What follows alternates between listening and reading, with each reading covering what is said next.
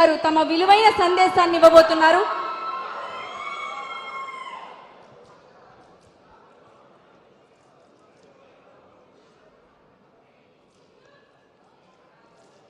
వేదిక పైనున్న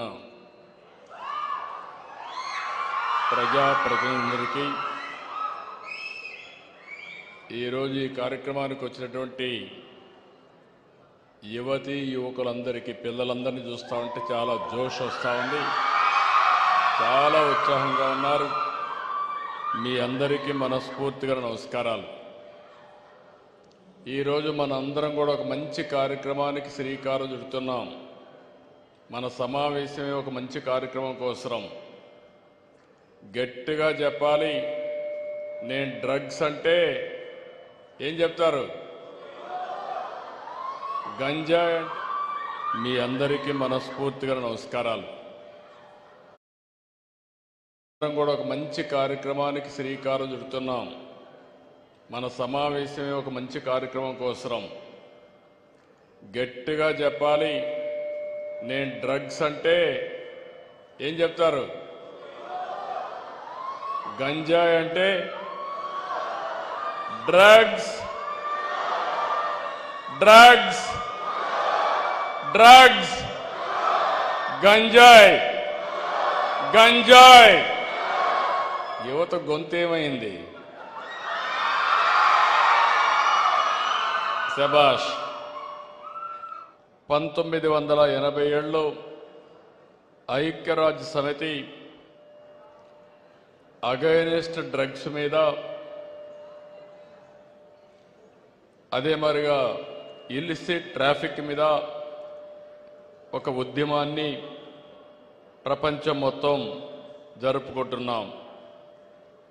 1987లో ఐక్యరాజ్య సమితి జూన్ 26ని డ్రగ్ వ్యతిరేక దినంగా నిర్వహించుకోవాలని నిర్ణయించారు. దాన్ని మనం ఏ విధంగా ముందుకు తీసుకుపోయే పరిస్థితికి వచ్చాం. నేను ఒకటే ఇక్కడుండే యువతకందరికీ విజ్ఞప్తి చేస్తున్నాం, రాష్ట్రంలో ఉండే ప్రజలందరికీ విజ్ఞప్తి చేస్తున్నాం. ఎన్నికల ముందు నేను చాలా విషయాలు మాట్లాడాను. నేను ఒక మాట కూడా చెప్పాను.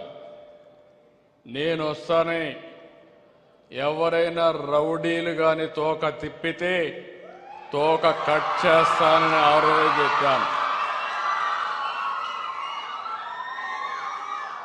నేను లా అండ్ ఆర్డర్లో చాలా సమస్యలు చూశాను. ఆ రోజు మీరందరూ చూస్తే తీవ్రవాద సమస్య. దీనివల్ల ప్రజలకు సేఫ్టీ ఉండదు, ప్రజల జీవితాలన్నీ కూడా అతలాకుతలమవుతాయనే ఉద్దేశంతో నేను ఒక పిలిపిచ్చాను, నేను పోరాడాను. ఇంకొక పక్క రాయలసీమలో ముఠా కక్షలు కుటుంబాల్ని పూర్తిగా హతమార్చే పరిస్థితి. ఆ రోజు సినిమాలు కూడా తీసేవాళ్ళు. నేను ఆ రోజు ఒకే మాట చెప్పాను, ఇక రాబోయే రోజుల్లో ముఠా కక్షలు ఉండడానికి వీలు లేదు అని చెప్పి రాయలసీమలో ముఠాలను అణిచివేసిన వ్యక్తిని, అణిచివేసిన పార్టీ తెలుగుదేశం పార్టీ అని చెప్పి విజ్ఞప్తి చేస్తున్నా. ఇంకొక పక్కన మత విద్వేషాలు రెచ్చగొట్టి తద్వారా రాజకీయ మనుగడ సాధించాలని, సమాజాన్ని అతలాకుతలం చేయాలనుకుంటే ఒకే మాట చెప్పాను, మత సామరస్యాన్ని కాపాడతాం, మత విద్వేషాలు రెచ్చగొట్టే వ్యక్తులకు ఇక్కడ చోటు చెప్పడమే కాకుండా ఈరోజు రాష్ట్రంలో మత సామరస్యం ఉందంటే అది తెలుగుదేశం పార్టీ చూపించిన చొరవ. ఒకప్పుడు రౌడీలు ఉండేవాళ్ళు, గల్లీకి ఒక రౌడీ ఉండేవాడు, వీధికి ఒక రౌడీ ఉండేవాడు. నేను ఒకే మాట చెప్పా, రౌడీ అనేవాడు ఈ రాష్ట్రంలో ఉండడానికి వీలు లేదు. ఆ విధంగా చాలా గట్టిగా ఉంటే రౌడీయిజం కూడా కంట్రోల్ చేశాం. ఈరోజు మీరు చూస్తే అతి పెద్ద సమస్య ఎన్నికల్లో కూడా నేను చెప్పాను, కడవన్ని సమస్యలు నేను పరిష్కారం చేస్తాను, కానీ గంజాయికి బానిసైపోయి డ్రగ్కు బానిసైపోతే చాలా ప్రమాదం వస్తుంది. ఒకసారి అలవాటు అయిపోయిన తర్వాత తెలుసో తెలియకో ప్రలోభ పెట్టి కొంతమందిని ఈ విధంగా చెడగొట్టిన తర్వాత వారిని బాగు చేయడం చాలా కష్టమని ఒక మాట చెప్పాను. తల్లిదండ్రులు కూడా చెప్పాను. ఒక్క విషయం మీరు గుర్తుపెట్టుకోవాలి, రాష్ట్రం మొత్తం 5 సంవత్సరాల్లో తెలుగుదేశం పార్టీ అనేక సందర్భాల్లో ఉద్యమాలు చేశాం. ప్రతిపక్షంగా మేము ఉద్యమాలు చేసింది, డ్రగ్స్ వస్తున్నాయి, రాష్ట్రం ఒక కేంద్రంగా మారిపోయింది, ఏజెన్సీ ఏరియా చూస్తే గంజాయి పంట పండిస్తున్నారు, ఇది మామూలు పంటగా తయారు చేసుకుని రాష్ట్రాన్ని దేశాన్ని నాశనం చేస్తున్నారు, విశాఖపట్నం కేంద్రంగా చేసుకుని ఒక మంచి ప్రాంతాన్ని దెబ్బతీస్తున్నారు, ఆంధ్ర బ్రాండ్ పోతా ఉందని చాలాసార్లు చెప్పాను. నేను ఆ విధంగా పోరాడితే కడాన ఒక్క సమీక్ష పెట్టలేదు ఆనాటి ముఖ్యమంత్రి, కనీసం ఒక్కసారి ఖండించలేదు. 5 ఏళ్లయింది. యాంటీ డ్రగ్ మూమెంటం మీరందరూ చూస్తే ఇంటర్నేషనల్ డే ఇదే మరికి జరిపేవారు. ఒక్క రోజైనా కార్యక్రమం చేపట్టాడని నేను అడుగుతున్నా.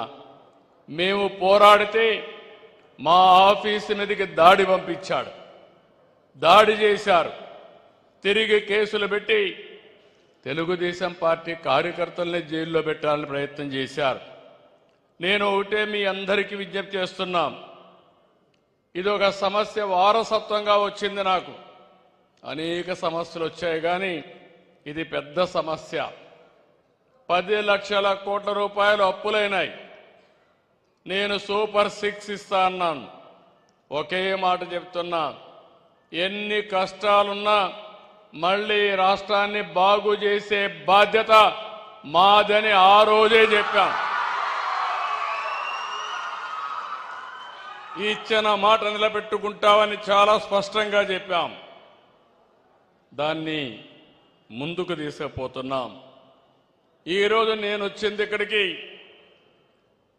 డ్రగ్స్ కానీ గంజాయి కానీ పండించే వ్యక్తులు కానీ అమ్మే వ్యక్తులు కానీ ఈ డ్రగ్స్కు అలవాటు పడిపోయి దీన్ని సేవించే వ్యక్తులు కానీ వాళ్ళందరికీ విజ్ఞప్తి చేస్తున్నాం.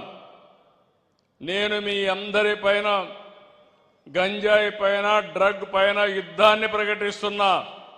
ఎవరైనా అడ్డం వస్తే తొక్కుకుంటా పోవడం తప్ప ఎవరిని వదిలిపెట్టను. ఈ విషయంలో మనందరం గుర్తుపెట్టుకోవాల్సిన అవసరం ఉంది. 5 ఏళ్లలో మీరు చూశారు. ఇప్పుడే ఎమ్మెల్యే గారు ఒక మాట చెప్పారు, స్థానిక శాసనసభ్యుడు. ఏ నాయకుడైనా రాజకీయాల్లో ఉండే వ్యక్తులు ఆదర్శంగా ఉండాలి. చెడుని ఎక్కడ కూడా ప్రోత్సహించకూడదు, చెడు వ్యక్తులతో కలవకూడదు. అలాంటిది ఒక గంజాయి బ్యాచ్, రౌడీ షీటర్ పోలీసుల మీద దాడి చేస్తే పోలీసులు అతన్ని ఎక్కడికక్కడ పోలీసుల డ్యూటీ కంట్రోల్ చేయాలి. కంట్రోల్ చేస్తున్నాడని నెపంతో కొన్ని వందల మోటార్ బైకులు ఎసగిపోయి గొడవ చేసి గంజాయి బ్యాచ్కి సహకరిస్తే ఏమనాలని మిమ్మల్ని అందరిని అడుగుతున్నా. వదిలిపెట్టమంటారా అని అడుగుతున్నా. ఏంటి పిల్లలు వదిలిపెట్టమంటారని అడుగుతున్నా. రాజకీయ ముసుగేసుకుంటే అడ్డంగా రాజకీయ ముసుగు తీసి గంజాయి బ్యాచ్కి సహకరించిన వాళ్ళని ఎట్లా ట్రీట్ చేయాలనో ట్రీట్ చేసి ప్రజలకు సేఫ్టీ ఇచ్చే బాధ్యత నాదని మరొకసారి మీ అందరికీ హామీ ఇస్తున్నా. రాజకీయాలంటే తమాషా కాదు. ఈరోజు గంజాయిని నిర్మూలించడం ప్రభుత్వం ఒక్కరి బాధ్యత కాదు. ప్రతిపక్షాలు కూడా ముందుకు రండి. మీరు కూడా ప్రజా చైతన్యం తీసుకురండి, ప్రజల్ని మెప్పించండి, ఓట్లు వేయించుకోండి. కానీ ఇలాంటి తప్పుడు కార్యక్రమాలు చేసి మీరేదో రాజకీయ లబ్ధి పొందామంటే అది కుదరదని చెప్పి కూడా నేను మీకు తెలియజేస్తున్నా. మీరు ఒక్కసారి చూస్తే 2021లో దేశంలో పండించే గంజాయిలో 50% ఆంధ్రప్రదేశ్, అదే మరిగా ఒరిస్సా నుంచే పండించారు. అంటే ఇదేదో వరి పంట కాదు, లేకపోతే ప్రజల ఆరోగ్యానికి సంబంధించిన పంట కాదు. గంజాయి అనేది చాలా ప్రమాదం. అలాంటి పంటకు ఏజెన్సీ ఏరియా కేంద్రంగా చేసి దేశానికి మొత్తం పంపిస్తే, దేశమంతా కూడా రైడ్స్ చేస్తే దానికి సెంటర్గా విశాఖపట్నం ఆంధ్రప్రదేశ్ ఉందంటే చాలా బాధేస్తుంది. ఈరోజు ఇంకొక పక్క మనం చూస్తే ఈ గంజాయి కానీ డ్రగ్స్ వాడకంతో తీవ్రమైన అనారోగ్య సమస్యలు వస్తాయి. వారు శక్తిని కోల్పోతారు, ఏకాగ్రత పోతుంది, మనిషి మృగంలా తయారవుతారు. నేను ఎన్నోసార్లు చెప్పాను, డ్రగ్స్ కానీ గంజాయికి అలవాటు పడిన